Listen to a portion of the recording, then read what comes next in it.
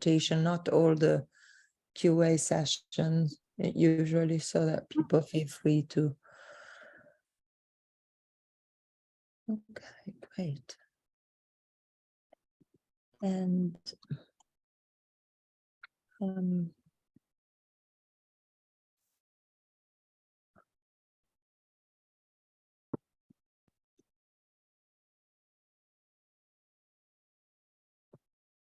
Okay.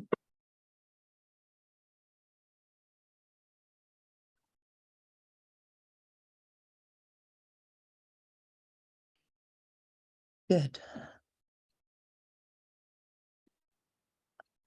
Well, if you think that we can start, Lisa, what do you think with, or should we wait a little bit more?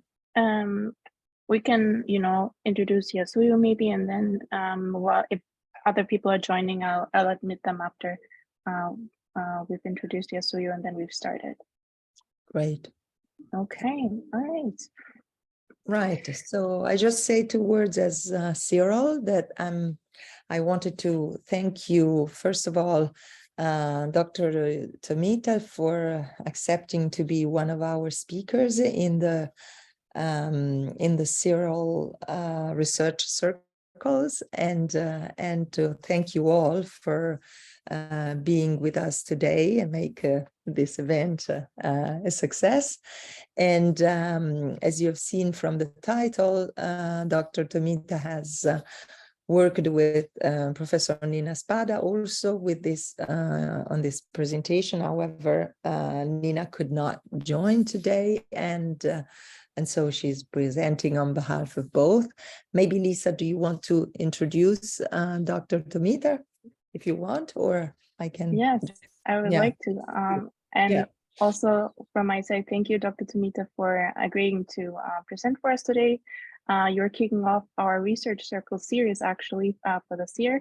CERLL has many speaker series. We have the grad talks for graduate students, and we have the research circles, which are more geared towards scholars to present their ongoing or finished research and work.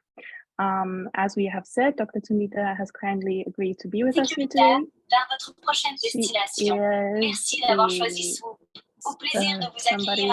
Sorry, wait a second. Can you please mute yourself?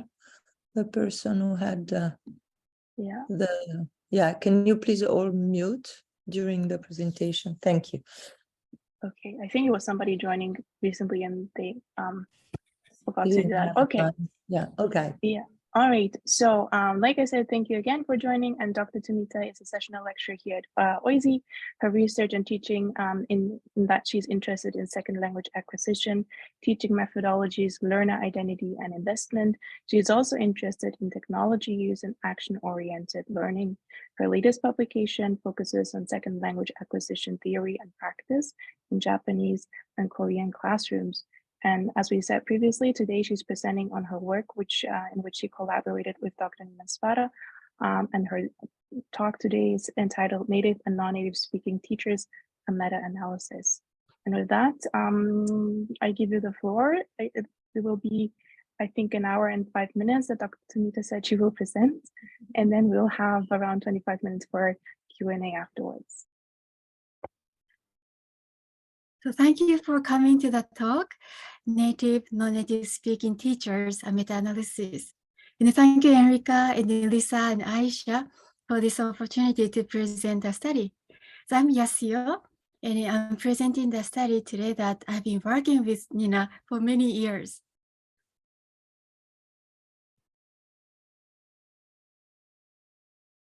So one of the teacher characteristics that has been examined in second foreign language education is native, non-native proficiency in target language.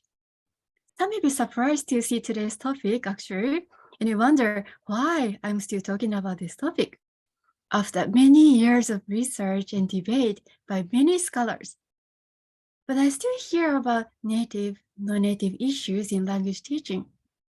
Also, I wanted to explore the question based on my experience as an English teacher in Japan, as well as a Japanese teacher in Canada, as a speaker of first language Japanese, but with a strong dialect accent.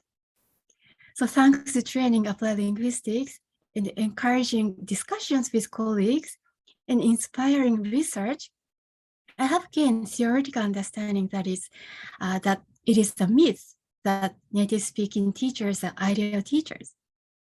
However, in practice, when I teach, I cannot help thinking about the question, does my non-native-like or non-standard accent affect my student learning negatively?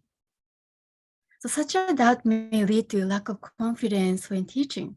So when I had an opportunity to explore this topic with Nina through Nina's project, I was so thrilled. But at the same time, I was very anxious, not knowing what kinds of results we will get. So today, I'm so happy that we can share the findings with you, and I would appreciate any comments and feedback on our study from you. So it's been long believed that native-speaking teachers are ideal teachers and that they are superior to non-native-speaking teachers. Philipson referred to this myth as a native speaker fallacy and raised serious concerns as to how this fallacy has resulted in discrimination in language education by privileging native-speaking teachers. The superiority of native-speaking teachers had been unquestioned throughout the long history of language teaching methodologies, particularly after speaking became the main focus of instruction. For example, within the audiolingual method, learners were trained to produce and speak like native speakers. Based on behaviorism, it was assumed that native-like habits would be formed through many repeat after me exercises. Even after behaviorism was criticized for its limitation, the superiority of native speakers as language teachers remained. This assumption was not seriously challenged until Philipson's critical discussion about native speaker fallacy in relation to linguistic empiricism.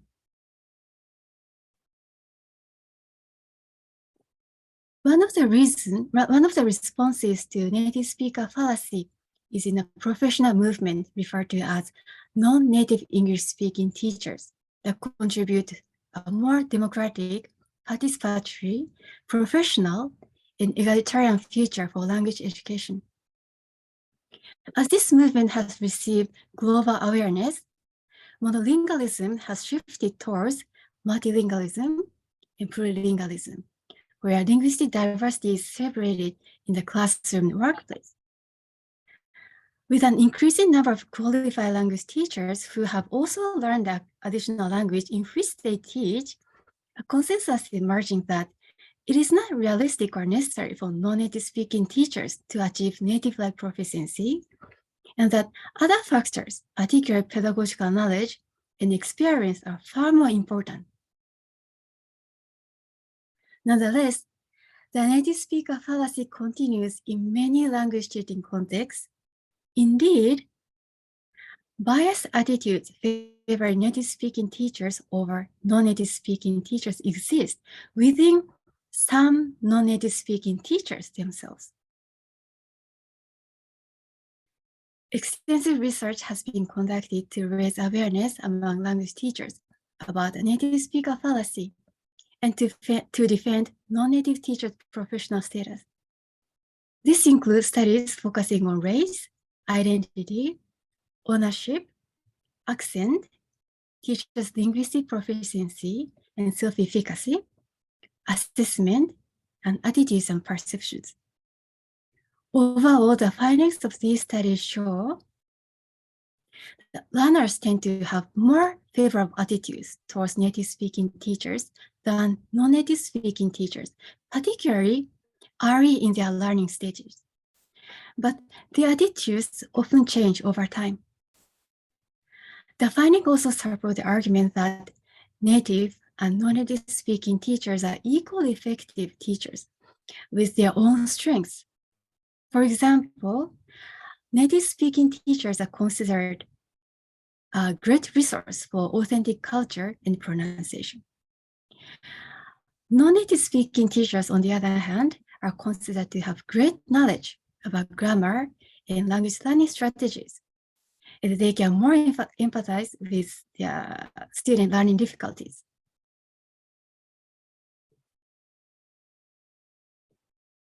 The empirical work on native and non-native speaking teachers consists mostly of descriptive and qualitative investigations based on interviews and questionnaires. While quantitative studies are on the rise, including a recent meta-analysis on language proficiency and teacher beliefs about their pedagogical effectiveness, little research has directly investigated the contributions of native and non-native speaking teachers on the language learning. One exception is a study carried out by Lewis et al. They compared the effects of native and non-native speaking teachers on L2 second language pronunciation. As you may know, pronunciation is a linguistic area where native speakers are thought to have a distinct advantage over non-native speaking teachers. In that research, 2 classes of university-level ESL learners received the same pronunciation instruction provided by a native and non-native speaking teacher over a 7-week period. Their pronunciation learning was measured based on comprehensibility and accentedness of their speech before and after instruction. Learners' perceptions of the native and non-native speaking instructors were also collected through interviews and questionnaire. The results showed no significant differences in learners' pronunciation learning. The finding also revealed that while the learners gave positive evaluations for their native, non-native speaking teachers, they also expressed preference for native speaking teachers over non-native teachers in pronunciation classes. As the researchers point out, the findings suggest that even though a native speaker bias for pronunciation was strong, learning pronunciation likely to depend on factors other than whether the teacher is native or non-native teachers. So despite such research findings on native and non-native speaking teachers, the native speaker fallacy continues in some language teaching contexts. Furthermore, as I mentioned before, biased attitude favoring native speaking teachers over non-native speaking teachers also exists within some non-native teachers themselves. So why does the native speaker fallacy still exist? Is it in order to monopolize the jobs, as Kanagawa argues?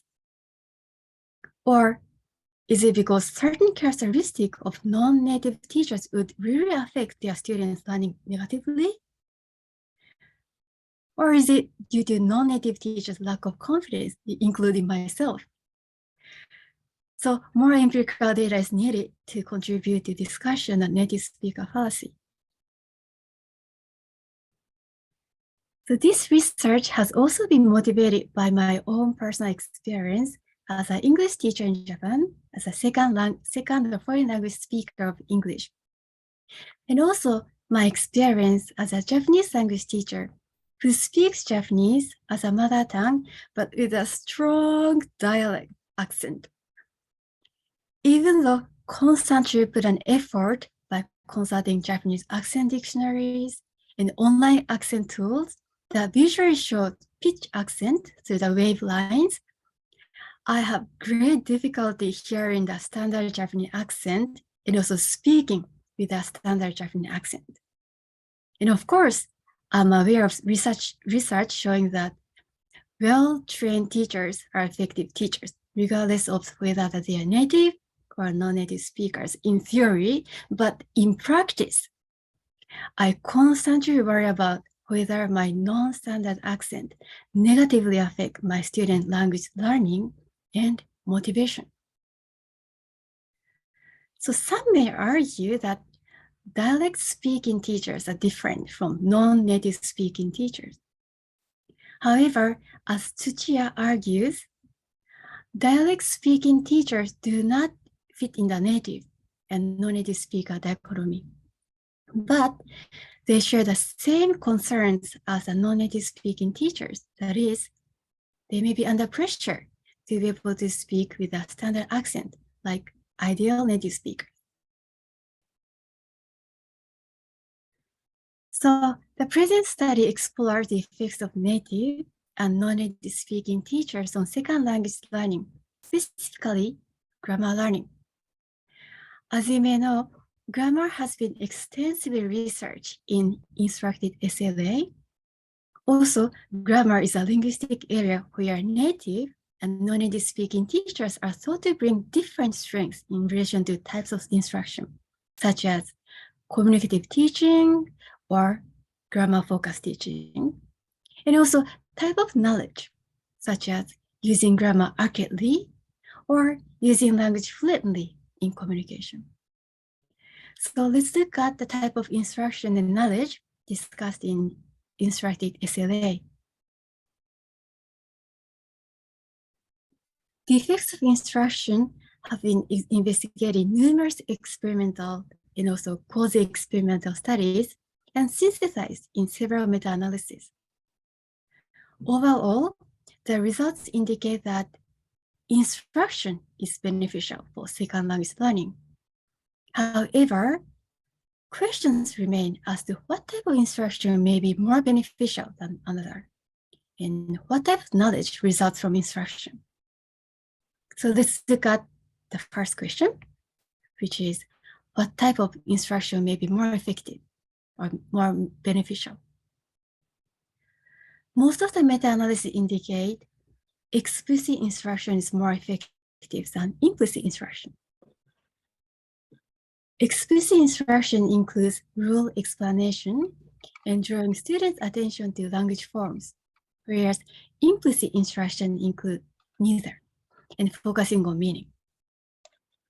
The degree of instructional effects changes in relation to several factors, including target linguistic features, learning length of instruction, learning contexts, and outcome measures. How learning outcome measures have been assessed is directly related to the second question, which is what type of knowledge results from instruction? Explicit, implicit concepts have also been used to distinguish between different types of knowledge. Explicit knowledge is verbalizable and conscious knowledge about language, in contrast with implicit knowledge, which is intuitive and available for automatic and spontaneous performance. It's been argued that the reason why explicit instruction is reported to be more effective is due to the fact that it is explicit knowledge that has been measured in the majority of studies. To overcome this bias, more research is needed to investigate the effects of instruction on implicit knowledge. However, there are challenges that come with this, given that it is more difficult to develop and validate measures of implicit knowledge. By the way, the advantage of explicit instruction can also be explained from different perspectives. In instructed SLA, second language acquisition, there may be various explanations for this, such as learners' awareness, noticing, interactions, and output, and so on, from the cognitive interactionist perspective. It can also be explained from social factors. For example, in our study with Japanese high school students learning English in Japan, we noticed that those high school students tend to be quiet and silent during the meaning-focused communicative activities. But during the phone-focused communicative activities, the same student communicated actively by asking questions and discussing grammar problems as shown in this picture, and also by establishing identities and building sense of solidarity as language learners, not so much language speaker or user, but language learners through using identity resources for those high school students, and which led to investment in second language communication through using interactional resources such as gesture, facial expressions, eye contact, and so on. And this framework can also be viewed from another perspective, an ecological perspective.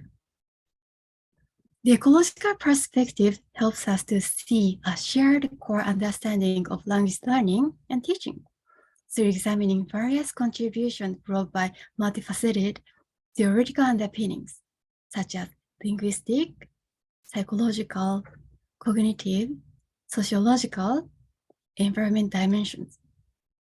In other words, there are various resources available to learners in a classroom and also outside the classroom.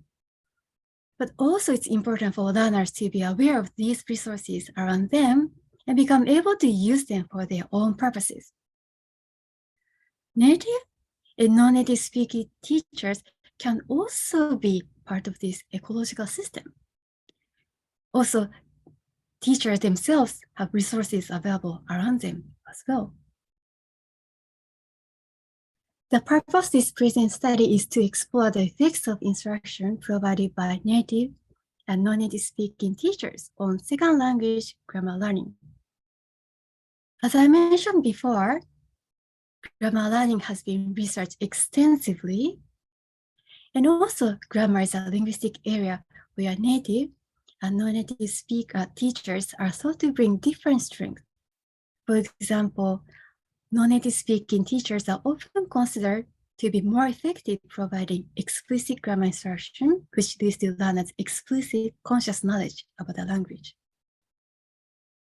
On the other hand, native speaking teachers are thought to be more effective providing implicit, meaning-based communicative instruction, leading to learners' implicit, spontaneous use of grammar during communication.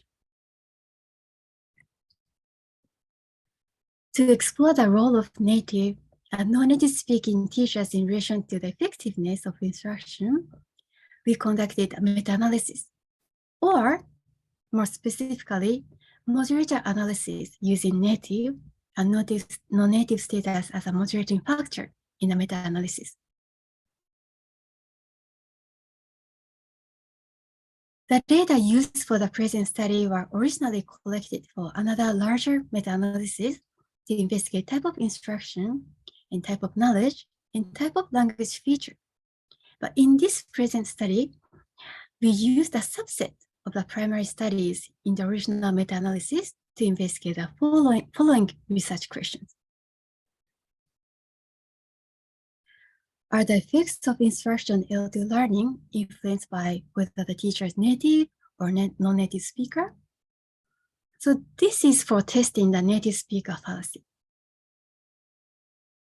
Number 2 is the potential effect of native and non-native speaking instructor dependent on the type of instruction. For example, non-native English teachers is better at teaching grammar rules explicitly, and while non-native teachers, native speaking teachers better at teaching communicatively. And the research question 3 is a potential effect on native and non-native instructor dependent on the type of outcome measures. For example, after taking lessons with non-native speaking teachers, will students become better at using grammar accurately or more spontaneously during communication? How about the student with native speaking teachers? Will they become better at using grammar accurately or communicatively? So let's see. So from here, I will talk about the method.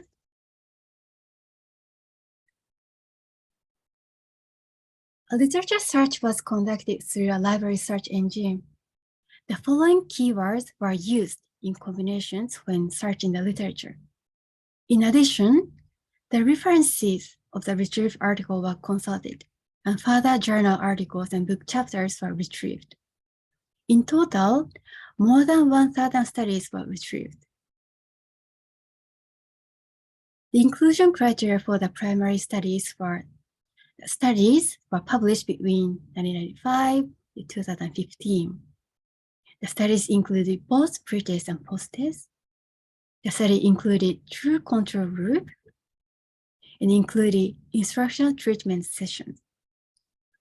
And the study included target grammar features and provided sufficient statistical information to calculate effect sizes. Among more than 1,000 studies that were retrieved, 242 studies met the inclusion criteria. So we further coded these 242 studies for learning context, learner characteristics, research design, and detailed statistical information to calculate effect sizes. After coding 242 studies, it was revealed that 28 studies provided all the necessary information. We then examined those 28 studies in terms of the participation of native, non-native speaking teachers. 8 studies provided information, while 20 did not.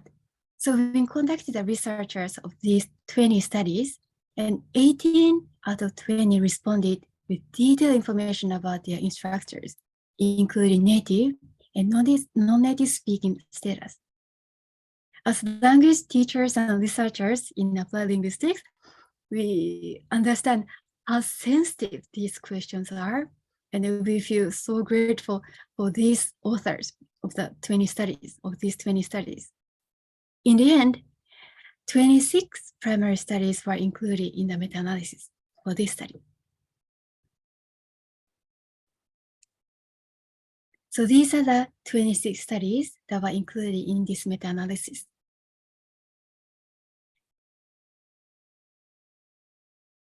In addition to native, non-native teacher status and the study characteristics, we coded these 26 primary studies in terms of type of instruction and outcome measures based on the coding scheme that we developed for the larger project. Instruction was coded as explicit if rule explanation is part of instruction, while learner's attention was directed to particular structures.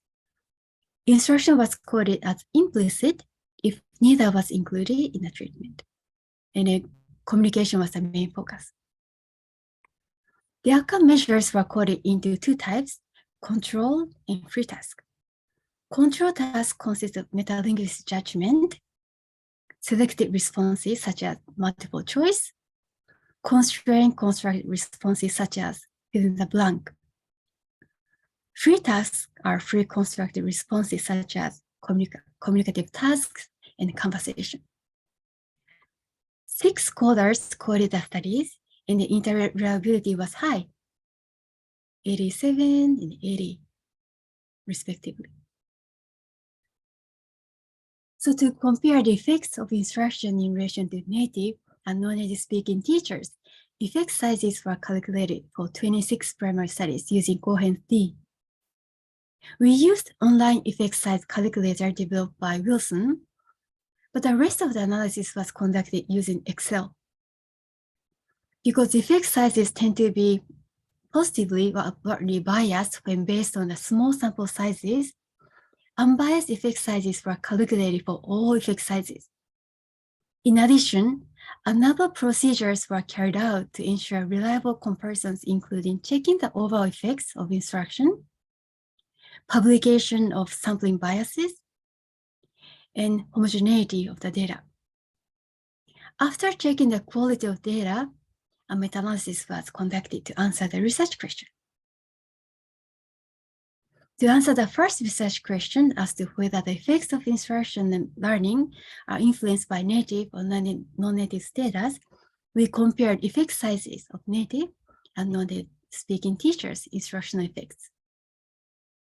To answer the second research question as to whether the effects of native, non-native speaking teachers on learning are dependent on the type of instruction, we calculated effect size for explicit and implicit instruction and compare between native and non-native speaking teachers.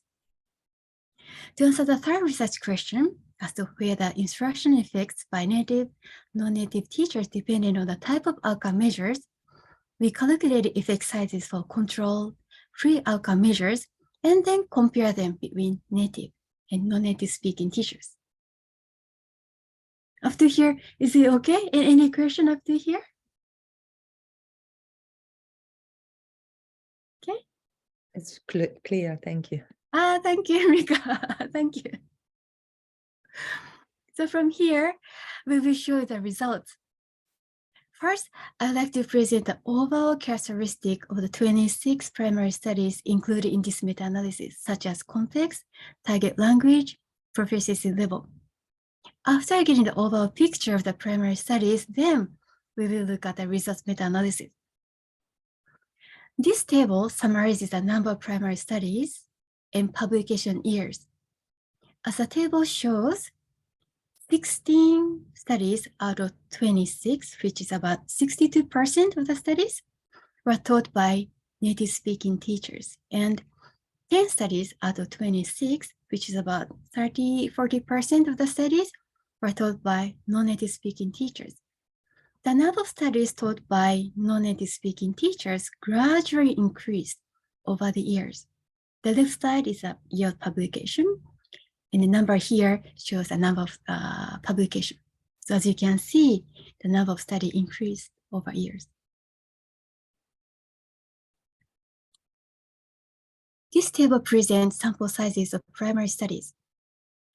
As shown in the previous slide, there are 26 primary studies in total, and 16 of them by native-speaking teachers and 10 by non-native-speaking teachers. As I mentioned before, the overall mean sample size is 65.27 for the 26 primary studies, with a mean of 66.69 for the 16 primary studies taught by native-speaking teachers, and this is a mean for the 10 primary studies taught by non-native-speaking teachers. As shown by the large standard deviation, sample size of the 26 primary studies varied widely from 15 students to 179 students, big range. So we will look at study context in the next few slides. This table showed the coding result of 26 primary studies regarding their study context. As this table shows, out of 11 studies conducted in second language context, only one study was taught by non-native speaking teacher. By the way, just a reminder, second language context including, for example, teaching English in Canada or US, for example. And the foreign language context includes, for example, teaching English in Japan, for example. So only one study out of 11. We call it institution based on primary, secondary, university, and community level. As this table shows, only one study out of 16 native-speaking teachers at the primary or secondary level, while about half of the studies in this context had non-native-speaking teachers. Okay, so next, let's look at what languages were taught in these 26 studies. As this table shows, 3 languages were taught in the studies, including meta-analysis. We did not specify languages when searching the literature. So these 3 languages may represent the most commonly researched languages in instructed SLA, particularly English. The next, let's look at the proficiency level of the learners in the collected studies.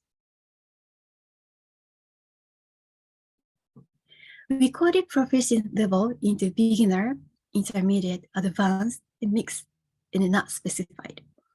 As this table shows, 5 out of 10 studies, or about 50% of the studies, with non-native speaking teachers took place in classes with beginning level beginning level learners.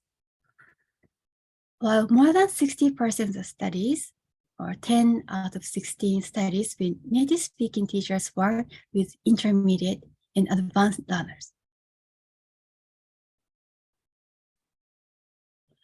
So we also kept record of student first languages. As you can see, there are various languages, including Chinese, English, French, Hungarian, Japanese, Korean, Thai, and then many language learners in one classroom. It was not specified in the unclear cases as well too.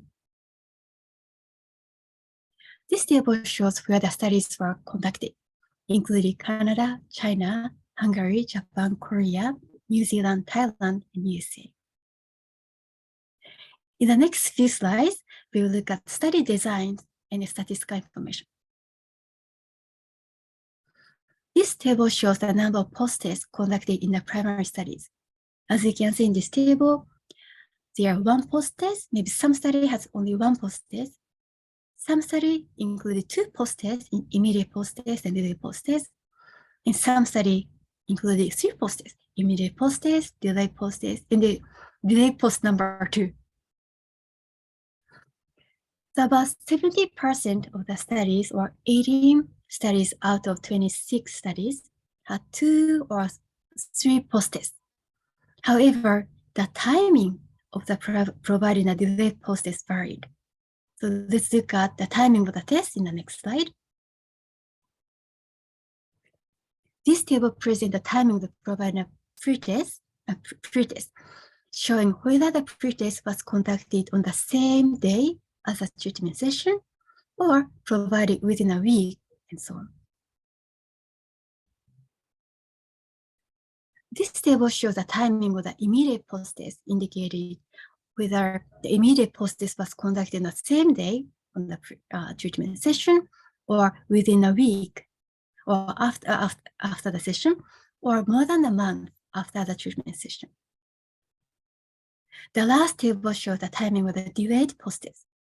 As you can see in the last table here, the timing of providing a delayed post-test varied from within a week from the treatment session to more than a month, which made it difficult to compare the effects of instruction at the delayed post-test.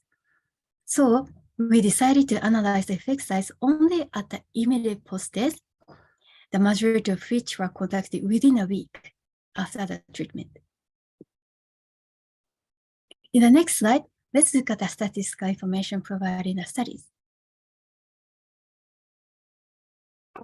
This table shows the number of studies that reported reliability of outcome measures. Yes means reliability was reported in the study, while no means it was not reported. This table shows 16 out of 26 studies, about 60%, reported reliability. This table shows the number of studies that reported effect sizes.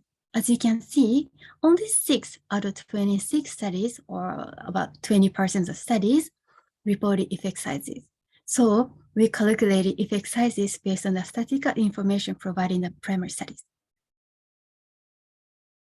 So this is the last slide before we move on to the results of the meta-analysis. So this table provides the number of studies that used explicit instruction and implicit instruction. Since some studies include both explicit and implicit instruction, the total number of studies is larger than the number of primary studies. As this table shows, 14 out of 16 studies, about 90% of the studies by native speaking teachers, provided explicit instruction, while 62%, about 10 studies, provided implicit instruction. Regarding the studies of taught by non-native speaking teachers, 50% provided explicit instruction, while 80% provide implicit instruction. So there are more studies in which explicit instruction was provided by native speaking teachers than non-native speaking teachers, and more studies in terms of ratio in which implicit instruction was provided by non-native speaking teachers compared with native speaking teachers. Regarding outcome measures, both control and free outcome measures were almost equally implemented both in studies taught by native and non-native speaking teachers. That is, about 70% of studies taught by native speaking teachers use control outcome measures, and about 70% of them implemented free outcome measures. The similar pattern was observed among studies taught by non-native speaking teachers. So from here, I will present the result of the meta-analysis. As I mentioned before, the effect size D was calculated based on the immediate post-test. In interpreting effect sizes, we use a general guideline. Effect sizes between 0.2, 0.5 are small effects, 0.5, 0.8, medium. An effect size is greater than 0.8 are large effects. So we're going to use this guideline when interpreting the results. This table shows the results of meta-analysis on the effects of instruction by native and non-native speaking teachers on second language learning. On the left side, you see results from all studies, and also studies with native speaking teachers and studies with non-native speaking teachers. On the top, you see statistical information. N means number of primary studies contributing to the meta-analysis. Small n means sample studies contributing to meta-analysis. So one primary study can have multiple studies. And the K means number of treatment groups contributing to the meta-analysis. And then we have effect size, mean D, coherence D, standard error, and 95% confidence interval, lower and upper. Okay. So this is for the first research question. Are the effects of instruction in LT learning influenced by whether the teacher is native or non-native speaking teacher? The instruction was effective overall with D, coherence D, 0.69. When examining the effect size in relation to native and non-native speaking teachers, we found a large effect for non-native speaking teachers and a medium for native speaking teachers. The difference in effect size between native and non-native speaking teachers is trustworthy, with no overlap of 95 confidence intervals. This table shows the effect sizes of native, non-native speaking teachers in relation to the two types of instruction, explicit and implicit. This is for the second research question, which is effects of native, non-native instruction dependent on the type of instruction? Effect sizes for explicit instruction are large for both native and non-native speaking teachers. It's a large effect.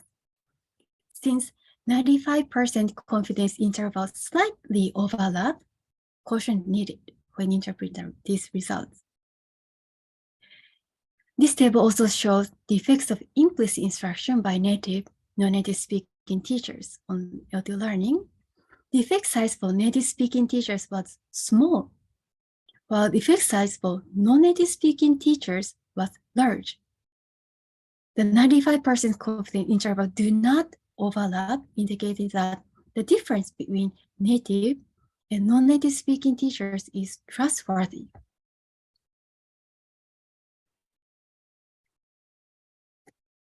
This table shows the effects of two types of outcome measures, free and controlled. This is for the third research question, which is the effect of native, non-native speaking teachers dependent on the type of outcome measures? As you may remember, we have two types of instruction, explicit and implicit instruction. So let's look at the results of explicit instruction first. As you can see here, the effects are examined in relation to free and control outcome measures, as well as native and non-native speaking teachers. The effect size for free outcome measures were medium for both native and non-native speaking teachers. Although the effect sizes was larger for non-native speaking teachers, the 95% confidence interval overlap. Therefore, the difference may not be trustworthy. The effect size for the control outcome measured after explicit instruction were large for both native speaking teachers and non-native speaking teachers. So it's large. Similar to free outcome measures, the effect size for the non-native speaking teachers was larger than that of native speaking teachers. But again, 95% confidence interval slightly overlap. So not a trustworthy difference. But in the next slide, let's look at the results of implicit instruction.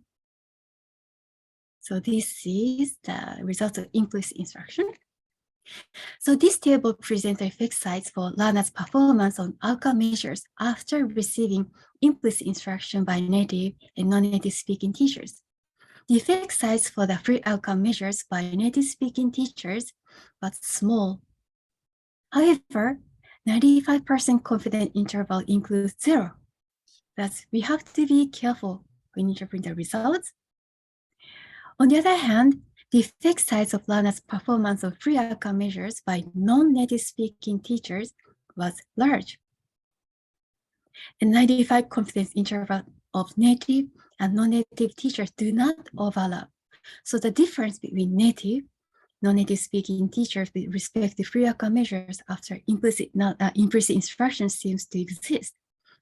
Although we always have to remind ourselves that we have a small sample size. Lastly, the table also presents effect sizes for control outcome measures after receiving implicit instruction. The effect size by native speaking teacher was small, and effect size for non-native speaking teacher was large. The 95% confidence intervals do not overlap, indicating that the difference is trustworthy.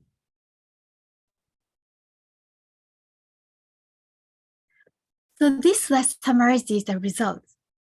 Regarding the first research question, the results indicate that effects of instruction are positive, regardless of whether the instruction was provided by native or non-native speaking teachers. So both are effective teachers, but we also found that non-native speaking teachers produce larger effect size. The second research question explored whether the advantage of native and non-native teachers might be related to type of instruction. Based on the previous studies, one might predict that non-native teachers are more effective when it comes to explicit instruction, grammar instruction, and that native speaking teachers would have advantage in implicit instruction with emphasis on communication. However, the results of the meta-analysis do not support this prediction, indicating that native and non-native speaking teachers are equally effective, providing explicit instruction. And also, implicit instruction provided by non-native speaking teachers was found to be more effective. Similarly, the results related to the third research question indicated that within explicit instruction, learners do equally well on free and controlled tests, regardless whether the teacher is native or non-native teachers. Regarding implicit instruction, there is an advantage for non-native speaking teachers. So overall, results indicate that both native, non-native speaking teachers are effective teachers, and that non-native speaking teachers tended to produce larger effect sizes in current meta-analysis, particularly with implicit instruction. So what do these findings tell us, and how can we interpret these results? First, the findings that effects of instruction are positive, regardless of whether it is provided native or non-native teachers, are consistent with the finding reported by Lewis et al. Regarding the teaching of pronunciation. The findings also provide further evidence against the native speaker fallacy that claims superiority of native speaking teacher as an ideal teacher. The positive effects of instruction by both native and non-native speaking teachers in the meta-analysis are likely related to the high levels of professional training, education, and teaching experience. While we do not have complete information about these factors for the teachers in 26 primary studies, we have relevant data for some of the teachers. These data indicate that for the most part, both the native, non-native speaking teachers were highly educated. For example, in our primary studies, eight native speaking teachers and 7 non-native speaking teachers held MA or PhD degree. The teachers also had similar range of years of teaching experience, with 50% representing 4 or more years. Furthermore, both groups of teachers had comparable experience teaching communicative and also grammar-based approaches. Although these data are not complete and the number of studies are small, they still suggest that there are few differences between the native, non-native speaking teachers in terms of educational background and teaching experience, factors which are far more important for the teacher effectiveness than native, non-native status. However, this does not fully explain the second point, that is, why were the effect sizes for instruction consistently larger for non-native speaking teachers, particularly with implicit instruction in this current meta-analysis? The results of our meta-analysis showed larger effect sizes for non-native speaking teachers consistently, including implicit and explicit instruction and free and control outcome measures, but particularly with implicit instruction. It was great that we saw both native, non-native speaking teachers had positive effects on their students' learning, but we did not expect to see constant larger effect sizes for non-native speaking teachers. Why do we have such results? There might be several reasons for this. First, as I mentioned before, this meta-analysis is part of the larger study investigating instruction effects on grammar learning. So, the fact that all primary studies examining grammar learning might have positively affected the results of non-native speaking teachers. But nonetheless, the results still support the argument that native and non-native teachers are effective teachers with their own strength. Second, related to this, even though we investigated different outcome measures, it was beyond our scope to examine the scoring rubrics for them. It's likely that outcome measures on grammar learning were scored based on grammatical accuracy rather than fluency and communicative effectiveness. This might have affected positively for non-native speaking teachers. The third possible reason for non-native speaking teachers' larger effect size is an uneven distribution of non-native teachers in foreign language context. As we saw in the table before, only 1 out of 10 studies with non-native teachers was conducted in second language context, and the rest studies, or 9 out of 10 studies with non-native speaking teachers, were conducted in foreign language context, including English EFL, English as a foreign language, in China, Hungary, Japan, and Thailand, as well as French in New Zealand and US, and Spanish in the US. By the way, on a different note, it was surprising to see such a small number of studies with non-native speaking teachers in a second language context. But let's get back on that topic, so foreign language context.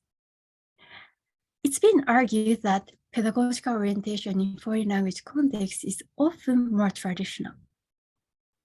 That is, there tends to be a greater focus on grammar in foreign language teaching, which is partly due to pressure to succeed on entrance examinations into secondary school or final examination university level language courses. Therefore, learners in foreign language classes even those that are taught implicitly or communicatively may be more sensitive or aware of language forms, thus changing the implicit instruction into more explicit for them. Such tendency is discussed in relation to in instructed CERLL as a counterbalance hypothesis.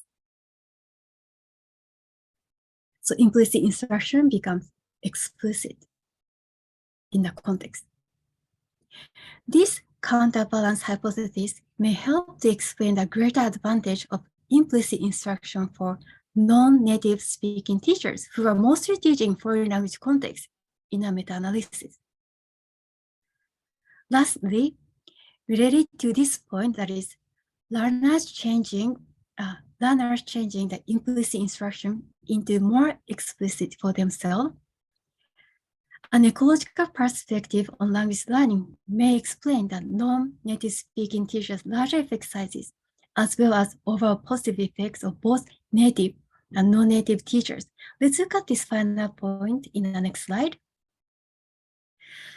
As we look at this before, the ecological perspectives help us to see a shared core understanding of language learning and teaching through examining contributions brought by various theoretical underpinnings. With such theoretical underpinnings, it can be hypothesized that there are various types of resources available to each learner in different contexts at different times in different situations. Although resources are available, learners need to be aware of those resources and become able to use them for their own purposes strategically. With an ecological perspective, native and non-native speaking teachers can be considered as part of the ecological system. A subtle change in the ecological system can affect the entire system in learning, and learners and also teachers are constantly adapting to ongoing changes in their environment and the resources. At some times, some resources may become more noticeable and available to learners. And at sometimes, some other resources may become more accessible.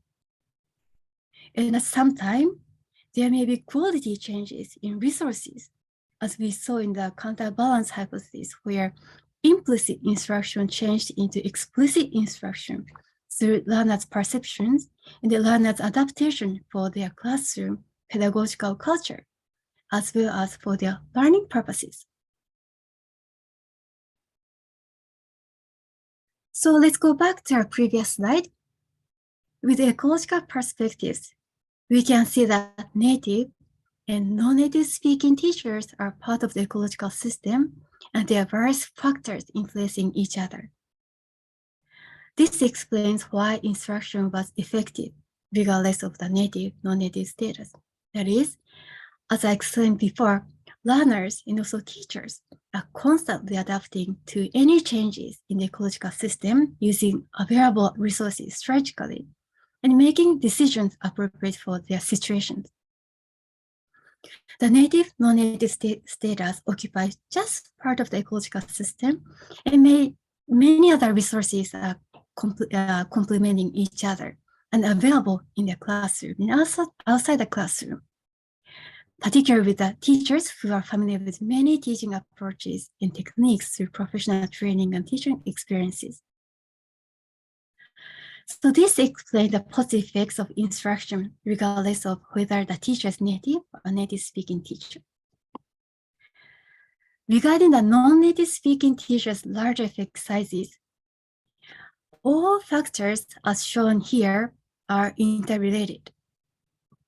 The retrieved studies were on grammar learning. Scoring might have been based on grammatical accuracy rather than fluency or communicative strategies. There was an even distribution of non-native speaking teachers. The counterbalance hypothesis might be in effect in foreign language context.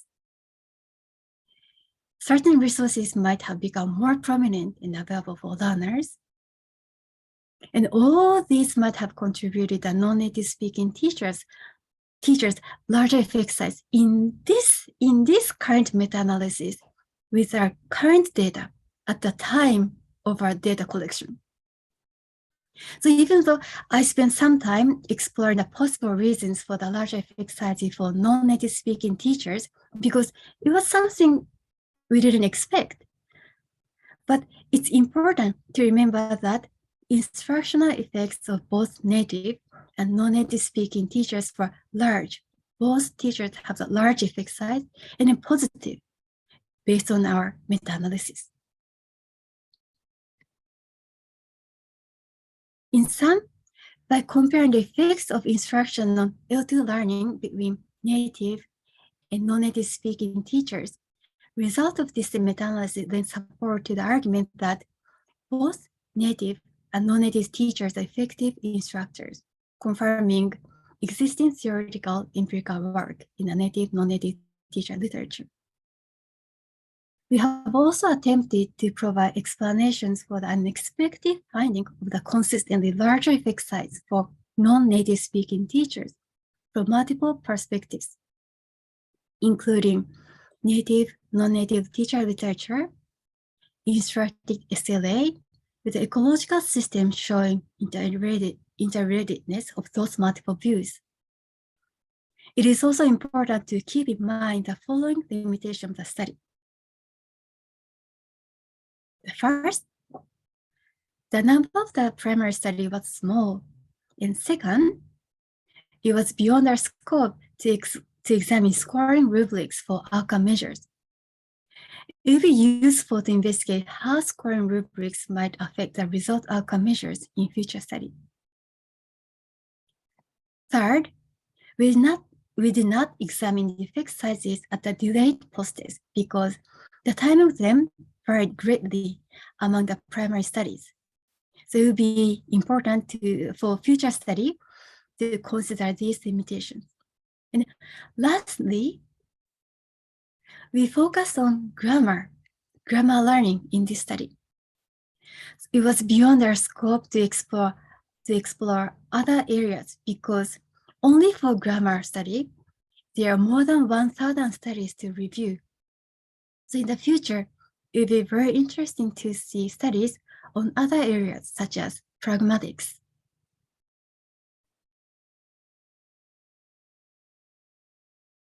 Actually, our study is still ongoing, particularly because we have realized that we need to update primary studies, which is up to 2015. As you may know, one of the contributions of the meta-analysis is presenting overall picture of the field, including the most recent studies at best. Therefore, we conducted a literature search using the same keywords as before, but with a different time range from 2016 to 2022. The research results led to many more studies, and after examining 500 of them more closely, we are able to narrow the number down to 102 relevant studies, of which 21 met our inclusion criteria. These 21 studies will be added to our database so that the meta-analysis will be as complete and up to date as possible.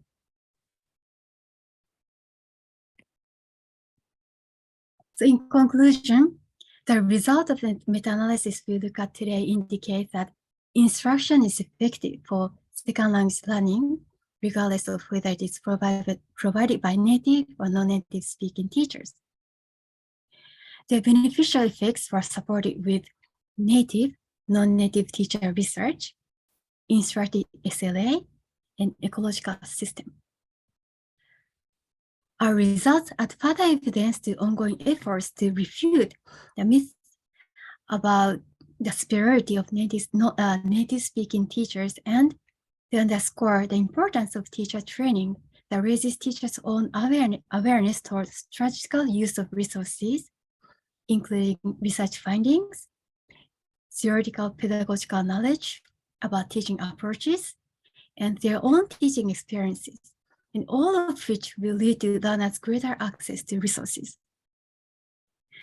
We hope this study will contribute to increased awareness among teachers, administrators, and learners to reject the native speaker fallacy and encourage both native and non-native teachers to teach with confidence.